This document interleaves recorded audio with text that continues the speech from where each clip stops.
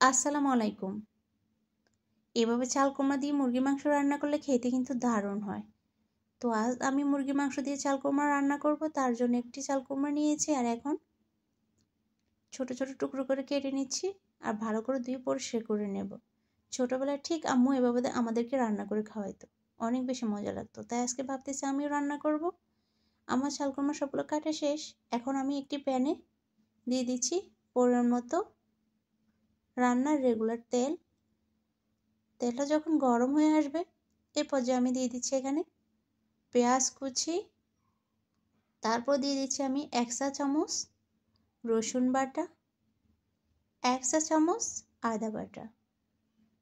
এখন আদা আর রসুনটা পেঁয়াজের সাথে বেশ কিছুক্ষণ ভেজে নিচ্ছি যেন কাঁচা গন্ধটা চলে যায়।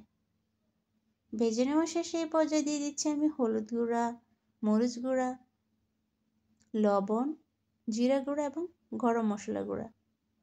এই রান্নাটা মশলার পরিমাণটা একটু কম দেয় ভালো, যেহেতু এটা সবজি।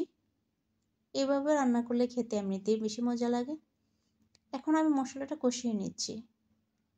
কষিয়ে নেওয়া শেষ হয়ে গেলে এখন আমি দিয়ে দিচ্ছি আগে থেকে ধুয়ে রাখা মুরগির মাংস। হ্যাঁ, অবশ্যই মুরগির মাংসটা আজকে আমি একটু ছোট করে কেটে নিয়েছি, যেহেতু সবজি দিয়ে রান্না করব। মশলাটাও ভালোভাবে ঢুকবে মাংসের ভেতরে, মাংসটা খেতেও বেশ ভালো লাগবে। মাংসটা বেশ কিছুক্ষণ কষিয়ে নিচ্ছি।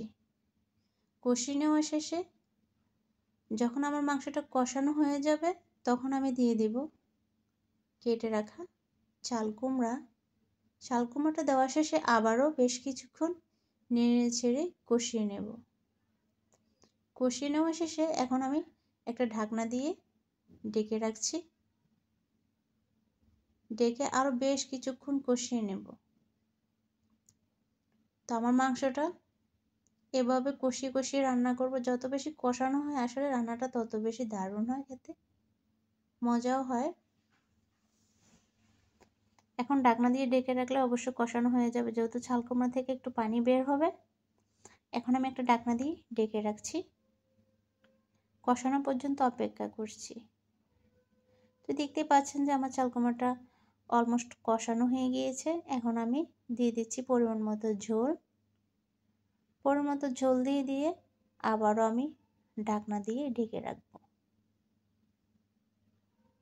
অনেক সময় দেখা যায় বাচ্চারা একদমই সবজি খেতে চায় না। চাইলে বাচ্চাদেরকে আসলে এভাবে মাংস দিয়ে রান্না করে খাওয়ানো যেতে পারে। আমার বাচ্চারা কিন্তু এভাবে রান্না করলে সবজিটা খায়। আমার কাছেও ভীষণ ভালো লাগে। তা আবারও ঢেকে রাখছি, সিদ্ধ হওয়া পর্যন্ত অপেক্ষা করছি। আমার মাংসটা সিদ্ধ হয়ে গিয়েছে। সবাই ভালো থাকবেন। আল্লাহ হাফেজ।